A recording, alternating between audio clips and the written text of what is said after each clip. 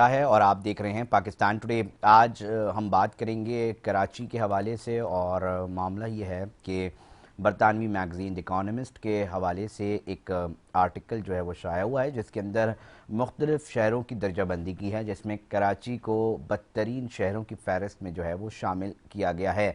इस पर हम जानने की कोशिश करेंगे कि ये जो तमाम सर्वे होते हैं उसके तरीक़ेकार क्या होते हैं और ये जो सर्वे किया गया है उसके जो हैं वो किस पॉइंट्स के ऊपर रहते हुए जो है ये सर्वे हुए हैं, और साथ साथ हम ये भी जानने की कोशिश करेंगे कि इसका ज़िम्मेदार कौन है। क्या पाकिस्तान पीपल्स पार्टी है, क्या एमक्यूएम पाकिस्तान है, क्या जमात इस्लामी है, या वो दीगर सियासी और मुंतखब नुमाइंदे जो इस वक्त बल्दियाती सिस्टम का हिस्सा हैं वो हैं। इन तमाम पहलुओं के ऊपर आज जानने की भी कोशिश करेंगे। मेरे साथ इस वक्त टेलीफोन लाइन पे मौजूद हैं तहसीन आबदी साहिबा जो कि पाकिस्तान पीपल्स पार्टी की स्पोक्स पर्सन है। साथ साथ हमारे साथ एडवोकेट सैफुद्दीन साहब हैं जो कि केएमसी में जो है वो जमात इस्लामी को रिप्रेजेंट करते हैं और पार्लिमानी लीडर भी हैं और एक अहम जमात इस्लामी के अहदेदार भी हैं, और कराची के बहुत सारे इशूज़ के ऊपर ना सिर्फ बल्दिया के ऐवान में बात करते दिखाई देते हैं बल्कि मुख्तलिफ फ़ोरम में भी बात कर रहे होते हैं। मैं आप ही से आगाज़ करता हूँ सैफुद्दीन साहब, क्योंकि आप जिस ऐवान के अंदर होते हैं वो बल्दियाती ऐवान है जहाँ एक आम आदमी को उसके जो निचली सतह के, जैसे कहा जाता है कि जनाब इस सतह पर आकर, अगर बल्दियाती सतह पर आकर अगर आप जो है ना काम करेंगे, इख्तियारात देंगे, और इसके इलेक्शंस नहीं हो रहे थे, अब इलेक्शंस हो गए हैं, तो अवाम के जो मसाइल हैं ना वो हल हो सकेंगे। अब क्या मसले हैं कि जी बल्दियाती इलेक्शन भी हो चुके हैं, नुमाइंदे भी मुंतखब हो चुके हैं, फिर दुनिया हमें बदतरीन शहरों की फहरिस्त में शामिल कर रही है। सैफुद्दीन साहब। बिस्मिल्लाहिर्रहमानिर्रहीम। अच्छा देखिए, पहली बात तो ये है कि हमें ये इतनी दूर से घूम के आने की ज़रूरत ही नहीं थी कि कोई हमें बताता कि हम 173 ममालिक में से 170वें नंबर पर आ गए हैं उन शहरों में कि जो रिहाइश के काबिल नहीं है। पिछले दफ़ा ये नंबर हमारा 169 पे था और अब एक नंबर मजीद हमारा कम हो गया है, बढ़ गया है, और अब हम 170 पर आ गए हैं। देखिए बात ये है कि ये सर्वे सारे के सारे जो होते हैं बड़े साइंटिफिकली सर्वेज होते हैं और हर साल ये लोग कराते हैं।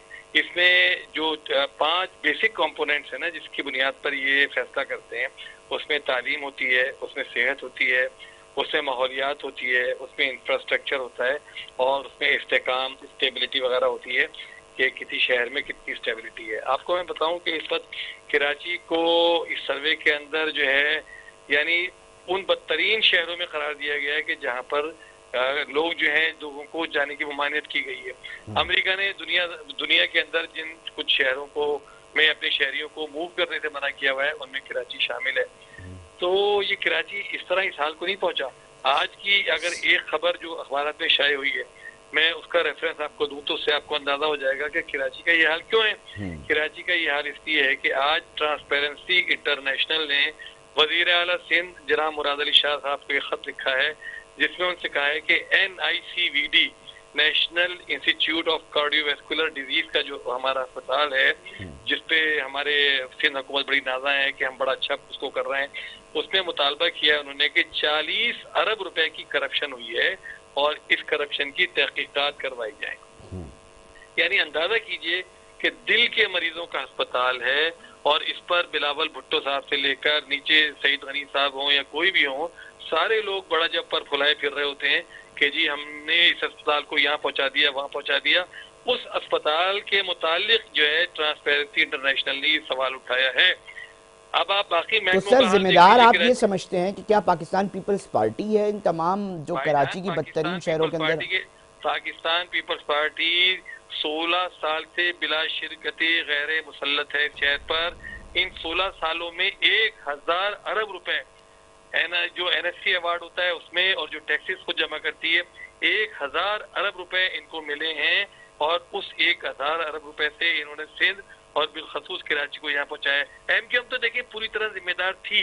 एमक्यूएम ने जो बर्बादा किया कराची शहर का, तबाह किया उसने, लेकिन अब तो एमक्यूएम इर्रेलिवेंट हो चुकी है। एमक्यूएम को लोगों ने खुद धत्कार दिया, खत्म कर दिया। उनके जो कौमी और सूबाई असम्बली के लिए इलेक्शन लड़ने वाले थे उनको लोगों ने एक काउंसलर के बराबर भी वोट नहीं डाले, तो जालसाजी करके फॉर्म 47 के ऊपर आ गए। और बल्दियाती इदारों में तो खैर वो मुंह दिखाने के काबिल नहीं थे कि इलेक्शन लड़ते, तो उनका तो हम जिक्र ही नहीं करते, उन्होंने तो बहुत ठीक। बर्बाद किया। सैफुद्दीन साहब, लेकिन आप, अब हाँ, मैंने आपका पूरा, हाँ, आपका मौक़िफ़ आ गया सर। मैं चाहूँगा कि नहीं, जरा सी मेरी बात अच्छा, कर ली और फिर मेरे अच्छा, पास अच्छा सर, 5 मिनट की बात और अच्छा, है। अच्छा, बिल्कुल आप देखिए कंटिन्यू करें। दूसरी बात, एक बात यह है कि कराची के अंदर जो जितने भी इदारे हैं उस पर हुकूमत सिंध ने ऐसा जोंक की तरह कब्जा किया है। यानी अंदाजा कीजिए, कराची बिल्डिंग कंट्रोल अथॉरिटी को उन्होंने सिंध बिल्डिंग कंट्रोल अथॉरिटी बनाया, पूरे इंटीरियर सिंध से सब जगह से करप्ट तरीन अफसरान जमा किए, और वो पूरी कराची में उनका धंधा सिर्फ क्या है कि इलीगल कंस्ट्रक्शन कराओ। इसी तरह एक एंटी एनक्रोचमेंट सेल है गवर्नमेंट ऑफ सिंध का, उसका कुल काम यह है कि पूरी कराची में एनक्रोचमेंट कराओ, उनसे भत्ते वसूल करो। वाटर बोर्ड जो है, जिसके मेयर साहब हमारे माशाल्लाह बन गए हैं चेयरमैन, उसने पूरी कराची में ऐसा बर्बादा किया हुआ है, सीवरेज का हाल खराब है, पानी नहीं पहुंचा सक रहा है, बदतरीन सूरत हाल है।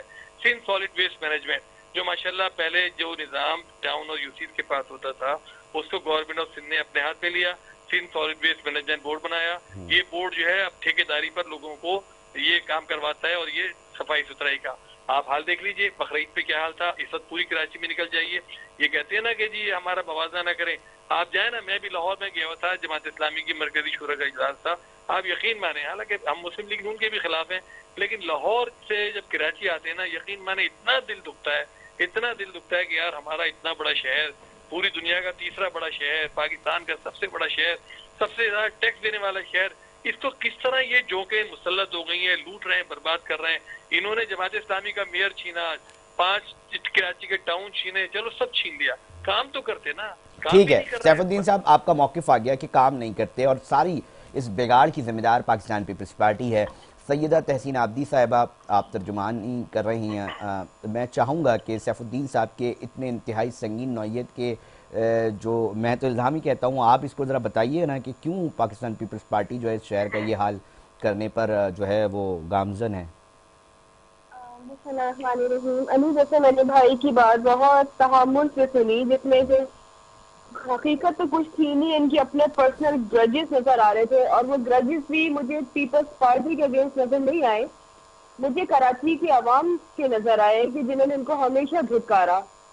इन बेचारों को कभी सेलेक्ट नहीं किया, ये बेचारे अब तक आप तारीख उठा के देख लें, सिर्फ 2 दफा इनको हुक्म के मीटिंग। सैफुद्दीन साहब अब प्लीज देखिए, प्लीज अब प्लीज, देखिए, मैंने इनकी बात में नहीं बोला, थोड़ी तमीज प्लीज। सैफुद्दीन साहब प्लीज, प्लीज प्लीज, फरहान साहब मैंने इस आपके डिबेट को जरा तरीके से रहने दीजिएगा, मैं आपसे रिक्वेस्ट करता हूँ। हाँ हाँ जी, ठीक है। इनको सिर्फ 2 दफा हुकूमत मिली, जब तमाम बाकी जमातों ने बॉयकॉट किया, या डिक्टेटर्स ने इनको अपनी गोद में लाके स्ट्रीट पे बिठाया। आप मुझे बताएं अली रजा कि कब इनको हुकूमत मिली? इनको हमेशा कराची के अवाम ने धुतकारा। उनको पता है कि ये कौन लोग हैं, ये किस एजेंडे पे हैं, इनकी कहाँ से फंडिंग होती है, इनके पास कोई मैंडेट नहीं है, कोई जरिया आमदनी नहीं है, कि क्योंकि हुकूमतों में नहीं इतना रहे, उसके बावजूद इनके जलसों में करोड़ों रुपए जो खर्च होते हैं, वो एजेंडा तमाम लोग जानते हैं। मदरसों के नाम पे जो खैरात लेते हैं, उस खैरात को ये पीना गायम के लिए इस्तेमाल करते हैं, वो हम तमाम लोग जानते हैं। इनके अपने कारकुन अफगानिस्तान में अमेरिका के ड्रोन में मारे जाते हैं, उनकी आइडेंटिफिकेशन होती है, कोई एलईडी का जो है स्टूडेंट निकलता है, कोई किसी कॉलेज का स्टूडेंट भी निकलता है, और इवेंचुअली वो जमात इस्लामी का कारकुन निकलता है, और मारे कहा जा रहे हैं अफगानिस्तान की सरजमीन पे दहशतगर्द के तौर पर ड्रोन से मारे जा रहे हैं।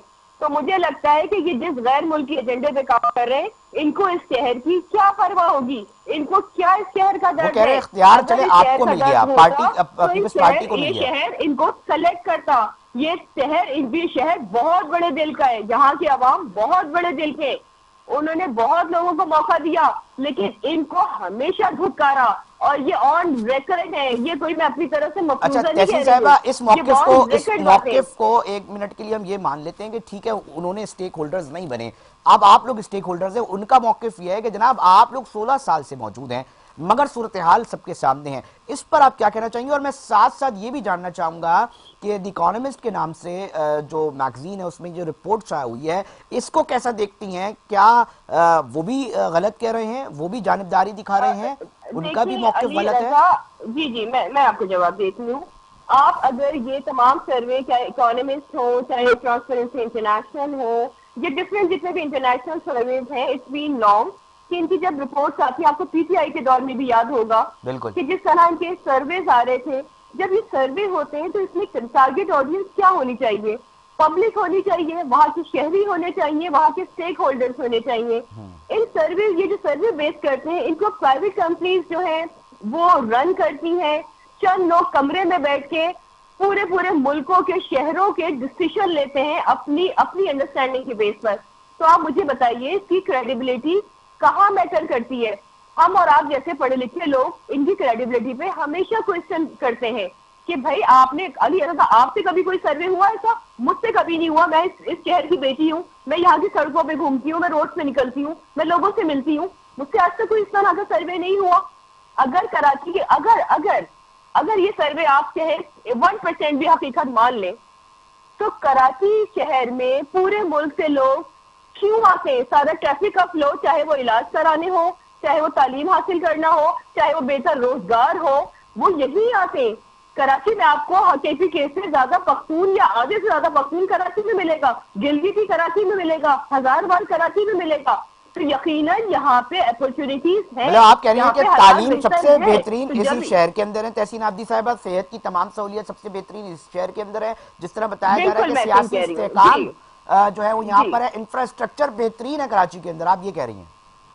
मैं बिल्कुल यही कह रही हूँ। अगर आप इस दफा का बजट उठा के देखें तो जितना तालीम में, जितना हेल्थ सेक्टर में, जितना तरक्याती फंड में 65 अरब रुपए सिर्फ कराची के लिए एलोकेट किए गए। उठाए पूरे पाकिस्तान के तमाम सूबों का बजट, बताए किसी से कंपैरिजन है कि सिंध से ज्यादा किसी ने बजट रखा हो? फिर तहसीन साहिबा फिर ये जमाते, तहसीन साहिबा फिर ये जमाते इस्लामी हो, MQM पाकिस्तान हो और दीगर सियासी जमातें हो, ये उनको क्यों नहीं दिख रहा जब आप लोगों को ये सारी चीजें दिख रही हैं? देखिए, अब ये एक तासुब का जो एक कैप पहनी हुई है, चश्मा पहना हुआ है। अगर ये मैंने आपको पहले बताया, ये फॉरेन एजेंडे पे काम कर रहे हैं। वो तो कह रहे हैं आपके मेयर ने कब्जा किया हुआ है सीट, तो बेसिकली मेयरशिप की जमात इस्लामी की। देखिए, जो जिनके कारकुन जो है कभी फलस्तीन में जाके तो जिहाद करते ही नहीं है, कभी सीरिया में जाके तो जिहाद करते ही नहीं है, कभी शराब खानों में तो फटते नहीं है। फटते हैं तो कहाँ फटते हैं जी? अब देखिए ये डिबेट कहीं और चलेगी तहसीन साहिबा, मैं चाहूंगा कि हम इस वक्त शहर की बात कर रहे हैं। बताऊंगी नहीं, देखिए देखिए इसी शहर के बच्चे मरवाए हैं, इसी शहर के बच्चे NED इसी शहर में है, इसी शहर के बच्चे अफगानिस्तान ले जाके जिहाद के नाम पे मरवा दिए। तो मैं क्यों ना बात करूं? मेरे शहर के बच्चों की बात हो रही है, मेरे शहर के लोगों की बात हो रही है। आप इल्जाम लगा रहे हैं, जो पार्टी काम कर रही है आप उससे बैकडोर आप खटखटाते हैं दरवाजे इख्तिदार में आने के लिए। आप किस किस तरीके से इख्तिदार में आने के लिए खटखटाते हैं? आपको फंड, आप अभी ये ईरान के लिए जो जंग हो रही है कि एक जालिम मुल्क के खिलाफ सिर्फ एक ईरान खड़ा है, ठीक है, उसके खिलाफ इसके फेवर में इनके मुंह से एक अल्फाज नहीं निकल रहा क्योंकि इनका इतना तासुब है कि ये उसके नाम पर चंदा जमा नहीं कर सकते, वरना हर जिस मुल्क में भी जंग होती है चंदे जमा करते। ठीक है तहसीन साहिबा, आपका मुकम्मल मौक़िफ़ सुना, मैं आपकी तरफ दोबारा आऊंगा, मैं आपकी तरफ तहसीन साहब दोबारा आऊंगा। मैं चाहूंगा कि आपने एक संगीन नौयत के इल्जामात लगाए, मैं चाहूंगा कि सैफुद्दीन साहब आप प्लीज अपना इसके ऊपर अपना मौक़िफ़ जो है वो पेश करें, ताकि ये चीज रिकॉर्ड का हिस्सा बने। ऐसा ना हो कि आप कल मुझे कह रहे हो कि जनाब आपने मौक़िफ़ तो नहीं दिया, वन गो चला गया। जी अच्छा, देखिए अब ये उम्मीद है हमारी बहन भी गौर से सुन लेंगी। जी देखिए बात ये कि बात पहली तो ये हो रही थी कि कराची के मसाइल पर ना, तो कराची के मसाइल की बजाय उन्होंने दूसरी इधर उधर की अला बला बातें शुरू कर दी। बाहर गए तो इसका भी रिकॉर्ड मैं दुरुस्त कर दूं कि बल्दियाती इंतखाबात इन्होंने ही कराए थे, इन्हीं की हुकूमत ने कराए थे, और उसमें पीपल्स पार्टी कराची में तीसरे नंबर पर है, सिर्फ उसको 1.25 लाख वोट मिले थे, और जमात इस्लामी को वोट मिले कितने 5 लाख, और PTI को मिले थे 2.5 लाख वोट। तो इसलिए इनका ये फरमाना कि जमात इस्लामी को वोट नहीं मिलते कितनी बेहंगम बात है। खुद इन्हीं की हुकूमत ने इंतखाबात कराए थे जिसमें जमात इस्लामी नंबर 1 थी। फिर इनको ये भी पता है कि कराची में सिटी काउंसिल में जमात इस्लामी और PTI की अक्सरियत थी मिलके, और इन लोगों ने किस तरह जो है हमसे मेयरशिप छीनी, किस तरह छीनी सर, किस तरह छीनी बताएं ना सैफुद्दीन साहब।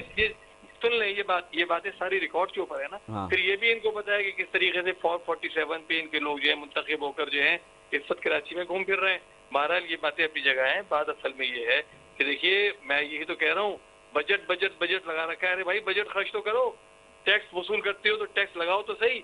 1000 अरब रुपए सर वो कह रही हैं, तहसीन साहब कह रही हैं भाई इतना अच्छा नहीं होता तो पूरे पाकिस्तान से लोग इधर थोड़ी आते हैं, इसका क्या मौक़िफ़ है? भाई सुन ले, कि 1000 अरब रुपया हुकूमत सिंध को मिला है 16 साल के अंदर सिंध में लगाने के लिए। कराची का हाल क्या है? क्योंकि ये कह रही है कराची की सड़कें आप पूरे पाकिस्तान से किसी की एक गैर जानिबदार टीम को बुला लें, और जरूरत भी क्या नहीं तो वो है कह रही है भाई पाकिस्तान से ये मौकिफ क्यों है, मतलब कि भाई पाकिस्तान भर से लोग इधर आते हैं। अच्छा सुन ले, कराची का बच्चा बच्चा जानता है। और जहां तक ये फरमा रही है ना कि जहाज जहाज जहाज, अरे भाई तुमने किया क्या? इनके तो मुंह से फलस्तीन और गजा के लिए एक आवाज नहीं निकलती। ये मजम्मत नहीं कर सकते अमेरिका की। जमात इस्लामी वही जमात है जो गजा के लिए खुल के बोलती है, मुसलसल बोलती है, अमेरिका के खिलाफ बोलती है। ईरान के खिलाफ, ईरान के साथ कौन खड़ा हुआ है? ईरान के साथ सिर्फ जमात इस्लामी खड़ी हुई है। कल हमारे सिराजुल हक साहब ईरान के सिफारतखाने में गए, उनको यकीन दिला कर आए इस पूरे मामले के अंदर जो भी फलस्तीन का हो, गजा का हो, ईरान का हो, ये तो अमेरिका के चमचे हैं, अमेरिका के बिठाए हुए लोग हैं, जूते चाटते हैं उनके। ये क्या अमेरिका की मुखालफत करेंगे? जमात इस्लामी सिर्फ वाही जमात है जो ना किसी से खौफ खाती है, खुल के हम खड़े होते हैं और इंशाल्लाह खड़े रहेंगे, समझे ना। बाकी कराची का मसला है, कराची सुन ले एक बात है अली रजा साहब, देखिए कराची को सिर्फ नेमतुल्लाह खान साहब जब आए थे, ये लोग खुद इस बात की गवाही देते हैं कि आप निकाल के देख लें, इनके वीडियो क्लिप निकाल के देख लें, इनके सारे लोगों के, ये सब कहते हैं कि जमात इस्लामी ने, नेमतुल्लाह खान वाहिद आदमी थे जिसने कराची को बनाया, वरना उसके बाद ना कराची बना, उसके बाद से कराची मुस्तकिल नीचे की जानिब से है। कोई दुनिया का सर्वे करा लें, कराची के किसी एक आदमी से पूछ लें, इनके अपने चेयरमैनों से पूछ लें, इनके अपने चेयरमैन के काउंसलर जो हैं वो क्या इनके मुतालिक कहते हैं। तो भाई बात यह है कि पूरे डिपार्टमेंट करप्शन का बदतरीन बद इंतजामी का शिकार है। कराची को इन्होंने पता नहीं किन लोगों के हवाले कर दिया है, और उसके बाद बैठे हुए कह रहे हैं बजट बजट बजट। भाई बजट में पैसे रखते हो तो पैसे जाते कहाँ हैं? पैसे कहाँ जाते हैं? आप सिर्फ खून निचोड़ने के लिए हो आम का कि आपने बजट निकाल लिया लोगों से, आप लगाते क्यों नहीं हो इन पैसों को सारे के सारे को? कराची के लोग पानी के लिए तरस रहे हैं, बूंद बूंद के लिए, आपसे मसला हल नहीं हो रहा। कराची के लोग सड़कों के लिए तरस रहे हैं, कराची के लोग कह रहे हैं सफाई दो हमको, आप सफाई नहीं कर पा रहे, कराची पे कब्जा करके बैठ गए और काम कुछ नहीं कर रहे। पूरे सिंध का यही हाल है। वैसे तो लाड़काना के मुतालिक अली अहमद शेख साहब हमारे चीफ जस्टिस थे, उन्होंने इनको कहा था कि भाई तुमने ये 90 अरब रुपए कहाँ लगाए? उन्होंने कहा कि डाइन भी 40 घर छोड़ के हमला करती है, तुम तो अपने ही घर लूट के खा गए। पीपल्स पार्टी के मुतालिक ये कमेंट थे अली अहमद शेख साहब चीफ जस्टिस के। ये क्या बात कर रहे हैं? इनको मतलब आईना देखना चाहिए इन लोगों को। ठीक, बहुत शुक्रिया एडवोकेट सैफुद्दीन साहब, आपने अपना मौक़िफ़ दिया। मैं तहसीन आबदी साहिबा से रिक्वेस्ट करूंगा कि आप यहीं पे रहें। एक सवाल ये बनता है तहसीन साहिबा कि एक जमात इस्लामी ये बात करते दिखाती है कि जनाब कराची शहर जब भी बनाए ना वो नेमतुल्लाह साहब के दौर में बनाया गया है। MQ पाकिस्तान की बात करें तो वो मुस्तफ़ा कमाल साहब को जो है वो रिकग्नाइज़ करते दिखाई देते हैं कि जनाब शहर की तकदीर नेमतुल्लाह खान साहब के बाद अगर किसी ने बनाई है तो जी वो मुस्तफ़ा कमाल है या उन्होंने ही बनाई है। मैं आपसे एक सवाल करना चाहता हूँ कि बीइंग अ स्पोक पर्सन, आप क्या समझती हैं पाकिस्तान पीपल्स पार्टी का वो कौन सा शख्स है जिसको आप ये कह सकें कि जनाब इसने ये शहर बनाया है या ये बना सकता है या ये बना देगा या ये बना रहा है? कोई एक दो नाम मुझे बता सकें तहसीन आबदी साहिबा।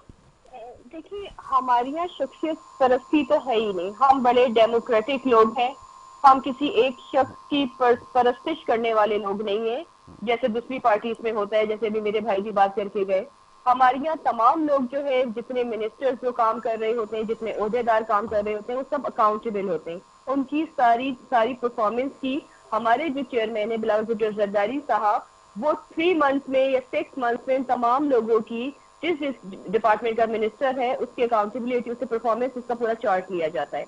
तो हम शख्सियत परस्ती में बिल्कुल बिलीव नहीं करते कि मैं आपसे कहूँ कि जी वो एक नाम है। हमें भी पता है कराची की 350 करोड़ से ज्यादा की आबादी है, हमें पता है पूरे सिंध की आबादी जो है 5 करोड़ से तजावज कर रही है।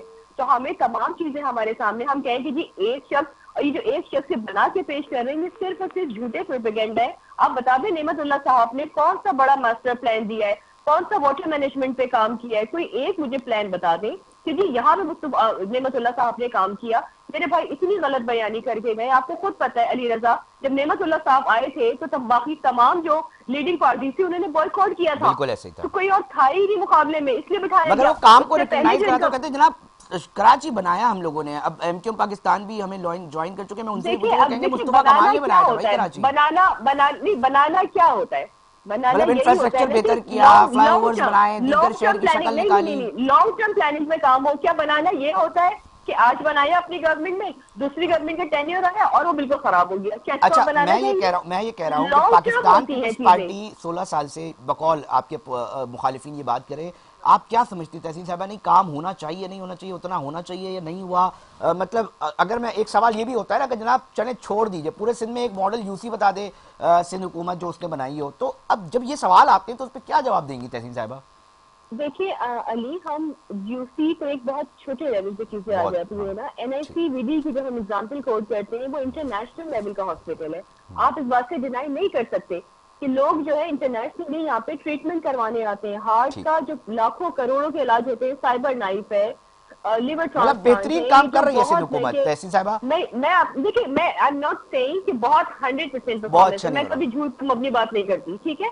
हमेशा बेहतरी की गुंजाइश है, अभी भी बहुत बेहतरी की गुंजाइश है। अच्छा, हमारी तहसीन साहबा मैं परफॉर्मेंस आपके और पास ज्यादा दोबारा आऊंगा, बेहतर होनी तहसीन चाहिए। साहबा, तहसीन साहबा मैं आपके पास दोबारा आऊंगा। मुझे रुकने सूबाई असेंबली और आप ही की सिंध असेंबली के अंदर अपोजिशन जमात एमक्यूएम पाकिस्तान के रुकने सूबाई असेंबली है मोहम्मद दानियाल साहब, इन लोगों की भी अभी ना आप बजट सेशन के दौरान भी जो है हम देख रहे हैं कि जनाब एग्रेसिवनेस बहुत शदीद दिख रही है। दानियाल साहब बहुत शुक्रिया। एक तो हम देख रहे हैं कि जी बजट की बात होती है, ये क्यों होता है हर बार दानियाल साहब? देखें ना कि बात हो रही है जी बजट की, बजट के ऊपर बात होनी चाहिए, हमेशा ये सिंधी महाजिर वाला जो डिबेट है ये छिड़ जाती है। वहाँ से कुछ आर्गूमेंट्स हो रहे होते हैं, यहाँ से फिर कुछ आर्गूमेंट्स किए जा रहे होते हैं। मतलब पंजाब और दीगर सूबे हैं वहाँ ये डिबेट्स नहीं हो रही, वहाँ पर कुछ और डिबेट सुनने को मिल रही है। बजट के अंदर भी बहुत सारी चीज़ें बेहतरी की तरफ दिख रही हैं। आप नहीं समझते दानियल साहब के दोनों सियासी बड़ी सियासी जमातें हैं आप लोग सिंध की, कहीं ना कुछ अब खामियां हो रही है, कुछ ना कुछ अब तब्दील करने की ज़रूरत है, ये वक्त आ गया है दानियल साहब? और पीपल्स पार्टी को लेकर जो इस वक्त शदीद तनकीद अपोजिशन जमात बना रही है, तो सवाल लोग करते हैं जी सिर्फ तनकीद करने वाली पार्टी रह गई है एमक्यूएम पाकिस्तान, उसके अलावा प्रैक्टिकली अब कुछ नहीं होता उनसे? देखिए ऐसी बात नहीं है। बात ये है कि जो सिंधी महाजर का जो एथनिक कार्ड है इस वक्त ये पीपल्स पार्टी प्ले करती है, और उसकी सिंपल सी रीजन ये है कि सिंध सूबे के अंदर जो है ना सीएम शाही चल रही है। ये एक अदद सीएम है पीपल्स पार्टी में, पिछले 18 साल से एक आदमी फाइनेंस बिल यानी कि बजट पेश कर रहा है। 5 साल वो फाइनेंस मिनिस्टर रहा, उसके बाद it is I think third term as CM. Delivery क्या है? जीरो। जुल्फिकार शहीद जुल्फिकार अली भुट्टो के नाम पे रखा पीपल्स पार्टी ने 2012-13 में, और जरदारी साहब ने इसके लिए 14 अरब रुपए एलोकेट करवाए। आज तक, and I am telling you this, आज तक टिल डेट वो ना शहर बना, ना उसके अंदर जो है कोई बजट एलोकेशन से चीजें निकली हैं। ठीक है जी। तो अब आप मुझे एक बात बता दें, तो ये जो कराची को तो या लाड़काना को या सक्खर को या हैदराबाद को या कटकोट को क्या बनाएंगे? जो इन्होंने अपने लीडर, अपने बानी शहीद जुल्फिकार अली भुट्टो के नाम पे जो शहर अनाउंस किया था, president himself, he is a president, it's his second term as president, इन्होंने इसी सूबे के अंदर उसके ऊपर 1 रुपया खर्च नहीं किया। और जहां तक अभी मेरी कुलीग कह रही थी, मुझे जो आवाज आई थी थोड़ी कि ये एनआईसीबीडी इंटरनेशनल मेयर का हॉस्पिटल है। एनआईसीबीडी क्या इंटरनेशनल मेयर का हॉस्पिटल?